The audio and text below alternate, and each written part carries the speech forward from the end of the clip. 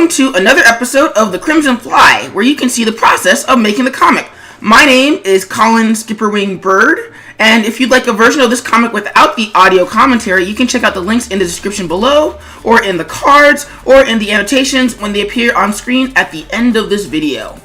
Before we get started, today's music is Prismatic by Zythian, courtesy of the ArgoFox YouTube channel.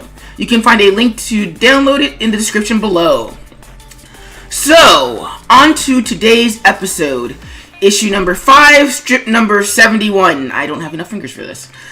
Man, this was tough. Well, not so much the sketching and illustration portions, but more the animation part. See, one of the reasons I created an ongoing project was not just to tell a story that I wanted to see that, from where I'm sitting, wasn't getting made. Well, at the time, thanks Ultimate Spider-Man for beating me to the publication punch. But also to push myself as an artist. One of the things I've observed for most webcomics is that as you're forced to do one thing over and over and over again, you get better at that one thing.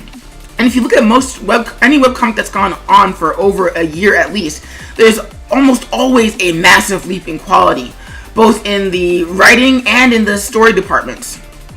Well, writing and art departments. And I wanted that for myself. Hence, the Crimson Fly. So I'm always looking for new ways to push myself and do something better. Hence, the new user interface, properly integrating music and sound, and finding 3, and counting, different ways to throw someone over your shoulder. So, what does all of that have to do with today's strip? Well, I wanted to push myself again, and see if I could initiate a camera rotation within a single shot. If you pay attention to the most TV animation, if the camera needs to be moved to look at something else, or to face higher or lower, etc., the movie cuts straight to the needed angle, rather than panning, rotating, what have you, to the necessary shot. This is because, up until the advent of digital animation, every element of the background had to be drawn, consistently rotating perspective. You think drawing a single character is hard? Try drawing every building, every tree, rock, or crowd moving, in addition to whatever action the characters are supposed to be engaging on screen. Whew! So, the easier thing to do is just cut when necessary.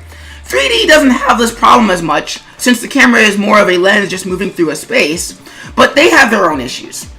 So, why would you put yourself through that much stress? Well, this sort of sequence lends itself to a frenzied action sequence where the situation is constantly changing, but you don't want to confuse your audience too much by cutting too often. It's also a great animation showcase for those peeps who can pull it off, or just to see if you can, in case you have to be able to do it later. In my case, I wanted to see if I could, but I also had no idea how to do it. So after a lot of waffling, I went back to my usual wheelhouse. Start with the characters, and then build the world around them. I started with the primary mover of action in this sequence, the Crimson Fly, and sketched out his keys in a straight-ahead fashion. I didn't worry too much about how he was going to integrate with the environment, which sounds like a no-no now that I'm saying it, but focused on what I wanted him to do and what I needed the perspective to be when he was doing it. After some more waffling, I drew the character on his back. She wasn't too hard, since all she had to do was react to him carrying her, but some of the flips were weird, and of course it made inking and painting them together, and then separately, a lot of fun, sarcastically speaking. And finally, the background. First, I started with the interior environment, since that was just a flat object that I could just motion between. Then I worked on the car, since it was the closest thing to a character in the background that I could draw. I needed it to interact with the Crimson Fly, since he was bouncing off of it. And the combination of the car and the fly allowed me to fill in some more of the environmental blanks. Finally, I could rough out the building and the surrounding street. And with everything roughed out, I could move on to cleanup. At first, I tried manipulating graphic symbols so I wouldn't have to draw every frame, but nothing looked right, so I just went ahead and drew everything traditionally. I'm sure there was a smarter way to work, but I had just taken one major leap in my artistic career, and I was running late, so I wasn't prepared to take another. Oddly enough, the hardest part after conception wasn't doing the backgrounds, but really cleaning up the main characters, since it was 10 seconds of animation for them both, and both a lot of inking and lighting. Not fun, but I would totally do it again, given half a chance. Was it worth it? From an artistic standpoint, absolutely. I learned something new.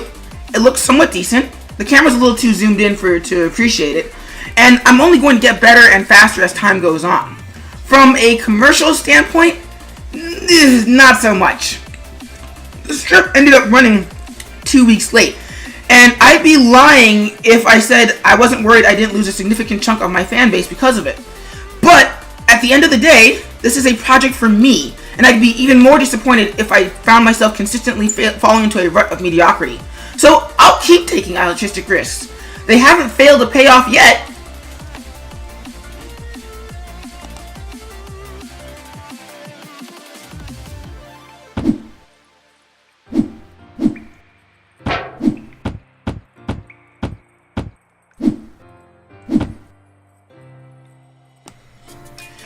And that's it for today's strip. If you like what you saw, please subscribe and turn on notifications to keep seeing these videos. Also, don't forget to check out this video in its original interactive format. This is Colin SkipperWing Bird signing out, and I'll catch you peeps later.